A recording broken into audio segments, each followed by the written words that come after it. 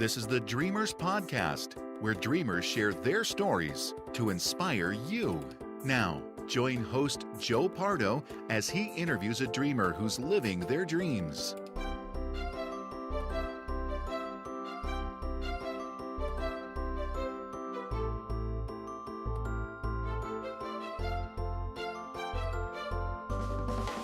Welcome to the Dreamers Podcast. I'm your host, Joe Pardo, and today I am interviewing Vitiello, who is living his dream through inspiring others. Welcome to the show, Lewis. Hi, Joe. I'm such a pleasure to be here. Thank you so much for inviting me to your podcast. Thank you so much for agreeing to be on. It's been great to finally catch up with you after 10 years. Yeah, no kidding. I agree. Just the same, my friend. So let's get started with some background about yourself. As you already mentioned to your viewers, my name is Vitiello Jr., and I'm a board-certified health coach. However, I wasn't always the health and wellness guy. In fact, at one point in my life, I was 398 pounds, just under the 400 mark. And I was always an individual, Joe, that struggled with weight loss. I tried different diet programs all the time, and I did the ups and down roller coaster. I always joke around and I say, I called Jenny, but she hung up on me, and I did the Weight Watchers, and all I did was just watch my weight go up every single week. So I kind of just got to a point where I just gave up. I got tired of throwing tons of money and wasting all my time eating cardboard food and all that sort of things. So I just said, you know what? The world needs fat people too. And I'm a really good fat person. So I've had years of experience at it. So I'm really efficient at it. And I just kind of forgo the whole weight loss journey. And that was pretty much status quo until I was about the age of 25. And my life changed drastically, very, very rapidly. In the course of 1 week, I was told that I had less than 10 years to live. 2 days later, I had a very good friend of mine collapse and went into a diabetic coma. And he was such a overweight, large man that they couldn't do any normal procedures to save his life. He literally, as his body was shutting down on him, they gave him less than 5% chance. There was nothing they could do. And then the very next day, one of my best friends died of a heart attack. So not only did I get my own time, my ticking clock here, right? 10 more years to go until I'm dead and 6 feet under. But two of the people who were really close to me in that part of time in my life are dead and gone. And that's where I sort of had my personal wake-up call, where I realized, I gotta be honest, it was almost like I felt like my friends kind of were sacrificing themselves to prove me a message. Like, that's how I felt in a moment. I know that's not what happened, but that's how I felt in a moment. And I was thinking, how foolish is it for me? How self-centered is it for me that I have less than 10 years to live? And I literally walked out of the doctor's office when I heard that news thinking, well, I got 10 years to figure it out. Plenty of time to, okay, you're in a hospital, literally on your deathbed, and now my best friend is dead because he had a heart attack. And the whole concept of it all was a really big wake-up call. So what happened is through this life-changing moment, I decided that this was it, and it was going to be the first day of my new life.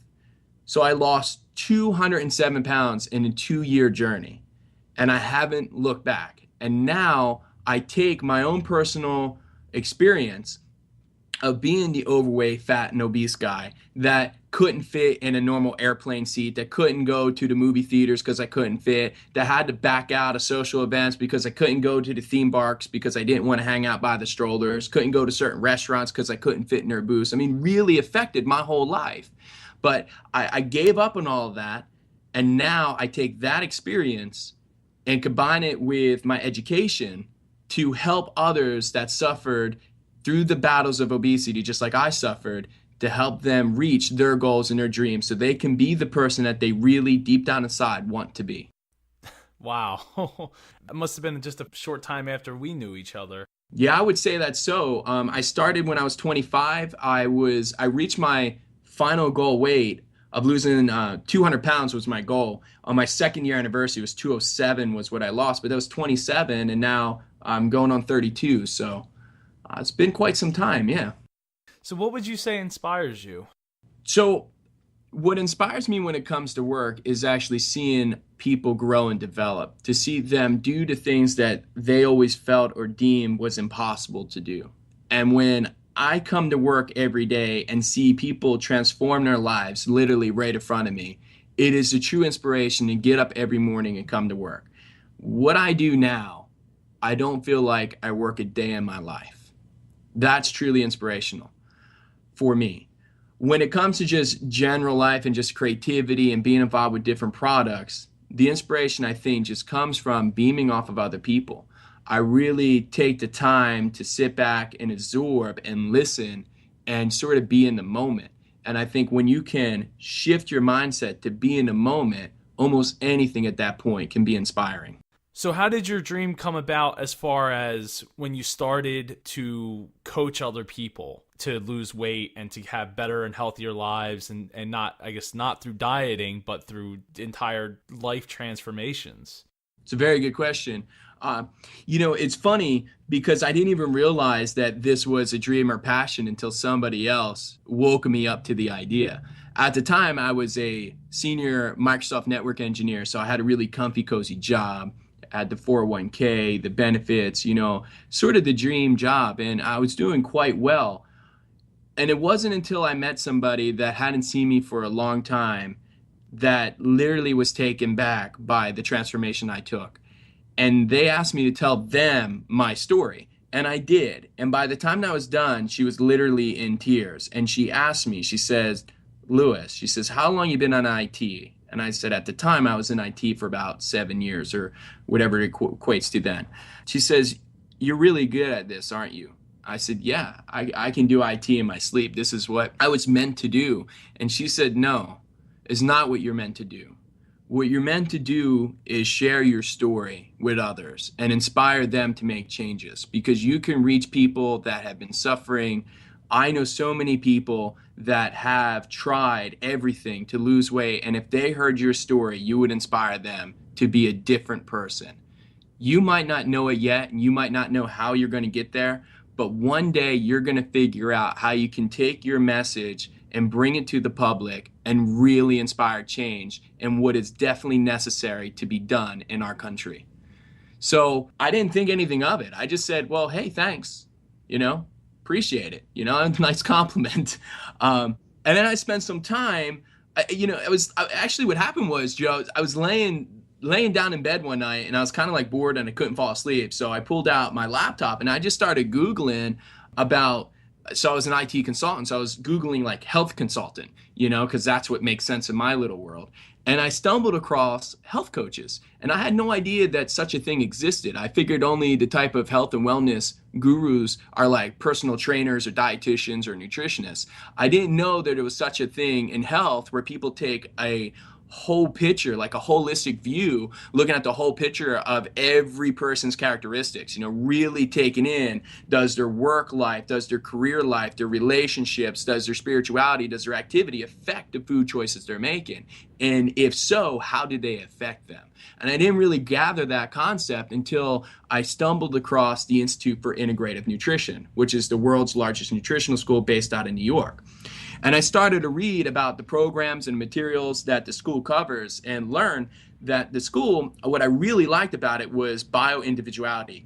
And I felt like that's what it was for me. That's why the Jenny Craigs and the Weight Watchers and all them didn't work for me, and it worked for people I know. It's just because it was meant to work for them, but not me. I'm my own person. We're all unique. We all look different, act different, talk different, have different backgrounds, have different families, have different interests. Why should we all eat the same? If we're different in every other aspect in life, why can one meal work for everybody? It just doesn't. It doesn't. You got to look at so many other things. And this tool gives you over 100 different dietary theories, lifestyle suggestions, and it's from like world leading people, Deepak Chopra, Bernie Siegel, Geneen Roth, David Katz. There's so many, I could go on, but over 40 different professors and public speakers are enrolled in this program. So I got really excited and I enrolled. And And that was really the one that started my journey through the school and the program and the materials, and through my own life experience. I was making so many connections, and I'm like, oh, that's why. And oh, that's why I had success doing it this way. And that's why I had success doing it this other way. So when I really found out what health coachings were, because somebody else inspired me to take a look at that, that's when I really found what I was meant to do. It just felt right at that time. That's how I discovered that this was where my dreams lied. So how did your family receive that, and your friends as well, that you, well, first we're going to lose a bunch of weight, and then later on down the line, you're like, hey, I know I've done IT all my life. I'm not going to do it anymore. We're going to go do this thing that I Googled because somebody, planted the seed in my head. Yeah. How was all that received? Now, it's funny because I don't think my family still truly understands what I do. My father, I think on a daily basis, asks me when I'm going to get back into IT. When are you going to go back into your real job? I'm like, I have a real job, But to answer your first question, the weight loss, it's funny. So I had a dream to be skinnier and healthier. It wasn't just about losing weight, but it was actually to get healthier. I was faced with a lot of different ailments, a lot of the different chronic diseases that plague America today. I had them. I know what it's like to take multiple prescriptions and have to spend $250, $300 a month on recurring expense every month at the pharmaceutical companies, Walgreens, CVS, you name them. So I get all that. And then what happens is when I was starting to get success, so many people started to discourage me. I would get, man, are you sick? What's wrong with you? Are you okay? Are you feeling well? You seem to be losing a lot of weight. And then when I lost around 100 pounds, because people weren't used to seeing me that skinny in their whole life, it was, wow, you look really emaciated. You need to eat. So I had this whole battle the whole time through all these other people that, they're supposed to be influential. Your family's supposed to support you. Your friends are supposed to support you. But it really didn't work out that way, surprisingly enough. I don't think they meant misintentions. They just weren't seeing the same dream that I seen. But I knew where I wanted to go. I knew exactly where I wanted to go. And now that I'm there, people think I look fantastic, by the way. My parents couldn't be any more supportive in the changes I made in my lifestyle. They truly do feel like what I've done is the best thing that could ever happen to me, which is great. And the same thing with the job. I talk to a lot of individuals in the area about where they want to go. I feel like I inspire them to do what they're really meant to do. There's a great video on YouTube by Alan Watts that says, if money was no object, what would you really do? And I really feel like that video resonates with me, that this is what I would do. I would just help people wherever I can help them to. So I feel like that's the dream for me, is just go out there and help people, to be a part of the little ripple effect to change people's lives. Actually, it's funny. I was just referencing that video to somebody I was talking to earlier today. Oh, it's a great video. It is. So what steps did you take to get started? The steps for me when it came to becoming or starting to lose weight really was about making a commitment of a lifestyle change, to change my behaviors, to change my mindset. That's what to me was the missing link. All right. I heard a diet and exercise didn't work.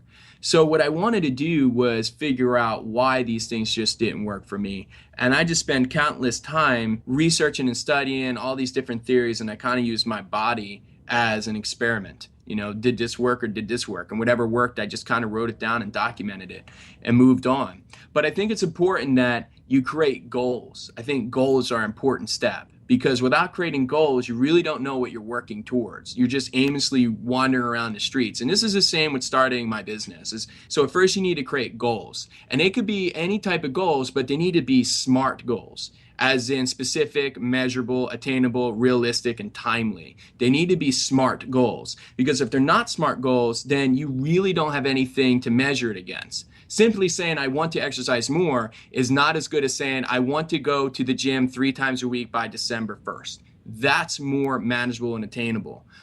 So then what you want to do is you want to take your goal and create objectives. And these objectives are basically the steps that you need to take to finish your goal, to get to your goal. So what you do is you write down all the different objectives, all the different steps that you need to accomplish your goal, and you create little check mark boxes next to them, and then you can just start checking them off. You go through the process. So every time you check one of those little boxes off, it's like a mini win. You just accomplished a mini goal. So you really just kind of go through that system and eventually reach your goal. I think if you follow that system, no matter what you do, you'll be able to take some of the dreams, some of the goals that you've always had and be able to put them in reality. But the first step is to take whatever's in your head and write it down, and then develop a plan to make that plan come into reality. So was there any roadblocks that you hit with losing all the weight? And you mentioned that, your family and your friends were almost fighting you on losing weight. But then down the road, when you became a health coach, what roadblocks did you hit then? Yeah, that's a fantastic question. There's tons of roadblocks in the weight loss journey, to be honest with you. I mean, anybody out there that's tried to lose even 10 or 15 or 20 pounds, it's probably knows sometimes you just plateau and you just go flatline. And no matter what you do, you can exercise more, you can eat less calories, you can be more mindful. It doesn't matter, you're still stuck. I think one of the things that really helped me overcome roadblocks and barriers was that I had my ending sort of in sight. I knew where I wanted to go, but I just didn't get caught up in the journey getting there. I use this analogy. I share this a lot with clients that I feel are struggling and are so caught up in details on where they want to be, especially when it comes to things that they're dreaming about, the goals and ambitions they have. And it's been things in their head that they've had for years, maybe the lifetime, but they never got there. So I don't know, 100 years ago, there was this movie that was created. And it's a movie that we've all seen. We've all seen this movie. It's world renowned. It even still gets played sometimes annually in certain movie theaters, and it's got a fantastic story. And when they were designing the original movie poster for this movie, they actually designed a really cool inspirational poster that they knew 100 years later, Lewis would be using this in his talks. So I'm glad that they had the forethought to really keep me in mind when they were designing their $1 billion+ movie. But I think it's really beneficial for everybody. And the movie I'm about to mention is one, as soon as I say what it is, you're going to be like, oh, I know exactly what you're talking about. And that's great. The movie is The Wizard of Oz. And in the movie poster, there's Dorothy, Tin Man, the Scarecrow, Toto, the Cowardly Lion, and they all are standing on a hill on a yellow brick road. And in the distance is this gorgeous, sparkling, very awesomely detailed Emerald City. Now they're, miles, ages away. The Emerald City's huge, but it's all in that distance, man. They can see it standing on that hill. But there's an interesting concept that happens here.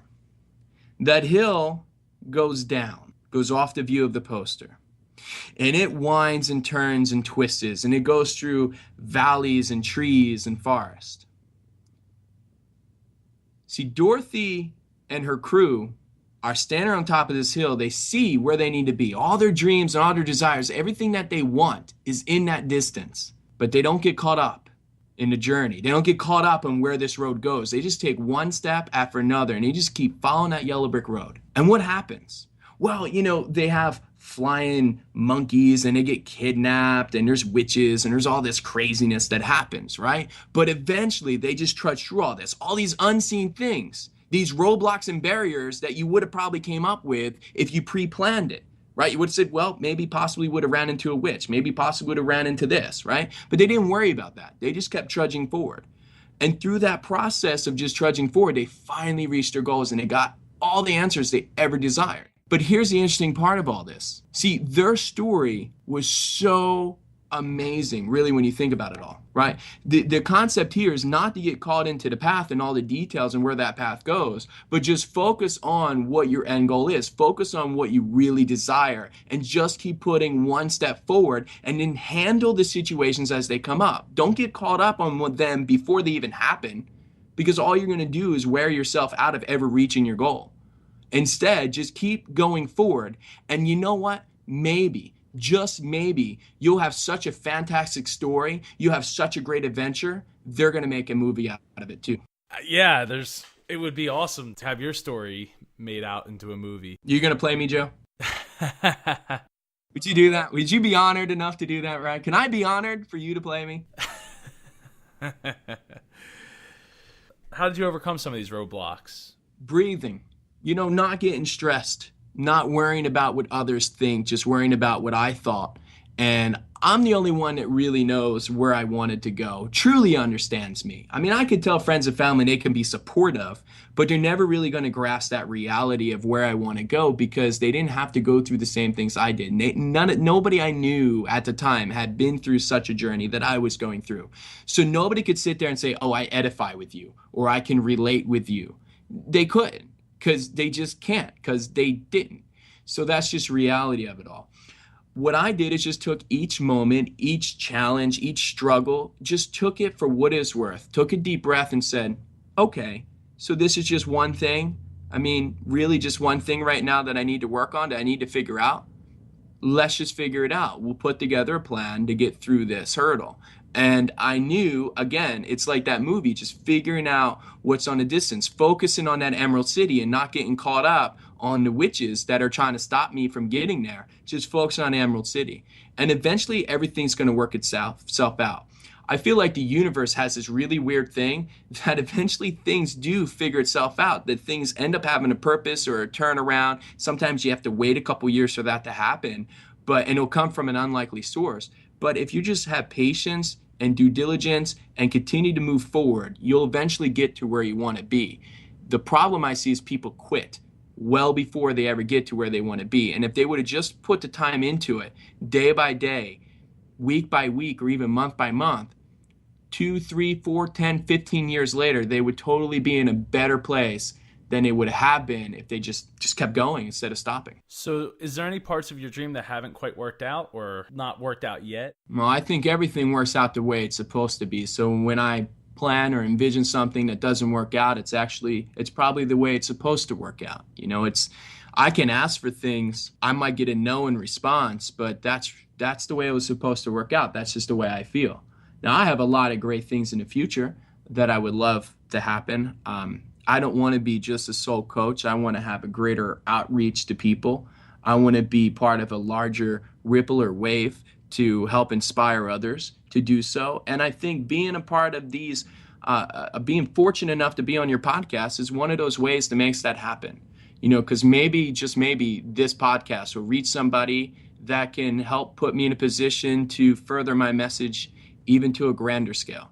So I take every opportunity. I listen to every single person because it's not about them sometimes. It's not about me sometimes. It's about everything else and how everything's connected. They might know somebody that could help me tremendously. And if I prejudge them or if I feel like, oh, this is going to be a waste of time talking to this individual, you never know where it's going to be. I mean, Joe, we kept in touch and we known each other when we were a lot younger. I would never thought that you would have had such a successful podcast and then be asking me and inviting me to be part of the show 10, 15 years later. You just never know what's going to happen with people as they grow and develop. So I just take things, I don't know, man. I just keep taking day by day, and today's always a greater day than it was yesterday. For me, especially with having 10 years to die clock, I mean, every day I'm grateful. Every day is a good day for me because I would probably not be here if I didn't make a change. So I'm happy every day, for sure. And I'm happy to have you on the show. It's really amazing what 10 years, because I mean, it's probably about 10 years since I've seen you. So it's amazing what 10 years can bring. And I can't echo what you said enough about everybody just giving other people a chance to just hear them out, because you never know where that might lead you, whether it's for you or for somebody else down the road. Every turn is a whole nother life experience. But the goal in front of you is the most important, like you alluded to with the Emerald City. I think that's a great analogy that you worked out there. Thank you. So I need to ask, if you were stranded on a deserted island with your family, what are 3 things you couldn't live without? That's a very good question. Part of this is going to be the health coach in me, and I got to give 2 answers that you're probably not looking for, but I'll be sure to give you one that you are. Of course, I would say I need water and food. So there would be 1 and 2. I would definitely need water. I would definitely need food. I know that's not 2, and I don't mean to cop out on the answer, but I would say the third thing I would need is laughs. I mean, because the only way that I could stand being stranded with, and I'm assuming all my family, not just some of them, not the ones that I just get along with and like. But if I was with everybody, man, I would just hope that we would have lots of laughs. And those laughs can be brought by other things. If it's alcohol-induced laughs, well, sometimes you need to do what you need to do, and that's coming from your health coach. But I would just think if we have enough humor, nothing else would matter, and laughter is a great way to pass the time. I mean, most people have said cell phones. One person said a computer. I would throw my cell phone in the water given a chance. I think that we're too plugged into shiny square objects. Maybe a couple good books would be really good. And how about some just time away from everything just to self-reflect? I think there's a lot of cultures like Buddhism that takes advantage of that to really find their true purpose. So depending on how long I was stranded out there, I think it could be a really great development opportunity. I have nothing but sitting there anyway, right? I mean, you're stranded. You have nothing else to do. So might as well take that time instead of being bored, but take that time to maybe meditate or reflect or really figure out what your true purpose is. So hopefully that gives you a couple more for the 3 things there. So I know you touched on what your dreams for the future are. Would you like to elaborate? That's a good question, Joe. We get sometimes so caught up into our work. That's all we focus on sometimes. And I'm definitely guilty of that running my own company. But dreams far beyond just a coaching goes to just having a good, wholesome, and charmed life. I would love to look at the future and start a family. I'm with a very loving woman right now that I believe is going to be sort of the answer solution to that dream. But I'm not there yet, and I'm not worried about the road and paths we'll get there. People ask me, well, are you ever going to get engaged to her? When are you going to propose? It's not a matter of question of if it's there. And it's not really, for me, it's not even a question of when, it's where in the moment, when things just seem right and lined up for it to happen. So my future dreams is to really start a family and raise a family that's surrounded by love and connection and affection, and not be the iPod and computer parent, but be a parent that's there and supportive and allows them to be open to so many different ideas and concepts so they can make their own decisions on what they feel is best. I don't want to be an influence of my opinions down to them. I want them to be aimed with the knowledge to make their own decisions so they can be their best unique person. So they can give back in whichever way that they feel like they want to give back when they're of age to do that. That's a beautiful answer. I feel the same exact way. Oh, man, that's awesome. We need to interview you and ask these questions to you sometime. You need to have a reverse interview, because some of these I want to ask you, man. It would be a great way to catch up alone. I don't know. Maybe at episode 100, we'll see. There you go. Some people are asking. You call me for that one. I'll interview you at episode 100. I very might take you up on that. That would be awesome. I would love that. Well, thank you. So before we get going, is there any last thoughts you'd like to share? And then if you have any plugs you'd like to plug. Yeah, my last thought to share is really, at the end of the day, if you want to achieve your goals, your dreams, your passion, your desire, you need to put that out there in the world. I see a lot of people that kind of run around miserable, and they kind of run around depressed, and they kind of run around with the woe is me attitude. And they say, I wish I could do this, or I wish it could be a better job, or I wish I can have this, or I wish I could do this. And stop wishing. Stop complaining about it. In reality of it, nobody wants to hear you complain. I hate to say it, but I never ask somebody how they're doing. I ask them what's new and good, because I don't want to hear the negative. I have enough drama and things going on in my own life that I need to balance out. So when you start really showing passion in the world and take the moment to say, help a stranger, or to be a part of something that's maybe greater than you, and not worry about what you get out of it, just worry about being there in the moment, could not only benefit you just there in that time, but help you tremendously in your desires, in your passions, and in your dreams. like I mentioned earlier, it can take sometimes years for things to come full circle. But unless you start playing with and manipulating that system now to your favor, you're never going to get there. And you're always going to live the woe is me in a depressed life. So you got to just stop that. You got to unplug that. You got to cut away from people who instill that onto you, that always are negative and toxic. When I have this rule, if I ask somebody what's new and good and they start telling me all the negative stuff, I stop them and I say, no, I just maybe didn't hear me. I was asking what was new and good, and if they're constantly negative, I just tend to try to stay away from them as much as possible, because I'm a firm believer that negativity wears off on you on time. And it not only wears off on you, but it also wears you down, and it starts making you feel negative. And once you start feeling negative and you start feeling depressed, then you're never going to reach your goals and ambitions. So instead, live life through passion, live life through desire, live life through love. Do things that go out and make you feel free. Treat today like today's the last day you're alive, and I bet you're going to have one hell of a day. Because I know it could have been my last day several times on this earth, and I'm very grateful for every day I get now. And I treat life like that. I'm very grateful, and I give gratitude to the people who are around me, and I give gratitude to myself. We got to love ourselves. We got to give passions to others, and we got to dream big, but also put plans to accomplish those dreams. Make dreams reality. Oh, for a plug, I'll do a shameless plug. For those who feel that they're tired of banging their head against the wall, and they're tired of eating cardboard foods, and they're tired of having people shove meal planners down their throat, and they feel like, they're just tired of being tired. I would highly recommend they come check out my website, and that's simplestepsweightloss.com. That's simple steps with an S, weightloss.com. And my website is actually filled with a bunch of free information, free resources, blogs, etc. I'm not asking you to buy anything on my website. It's not the point and purpose I'm throwing you there. Is that when I write my articles on my website, I really do put time and passion into them. And I really do give advice that I feel has helped me achieve the goals that I want to achieve. And they're not always just weight loss. A lot of them too are lifestyle, and how to live a more harmonious and charmed life.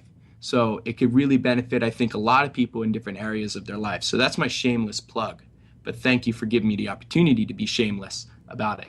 It's an honor to have you on the show, and I'm so happy to hear a success story from somebody that's from my past. Quite important in my past, actually. Thank you for all that, and thank you for your compliments to the show. Hey, and let me just thank you, Joe, personally, for everything that you're doing and giving people the opportunity that you are giving them. I think it's amazing what you've accomplished, and I really do think episode 100 should be a special episode about Joe so we can all learn about the man behind the mic.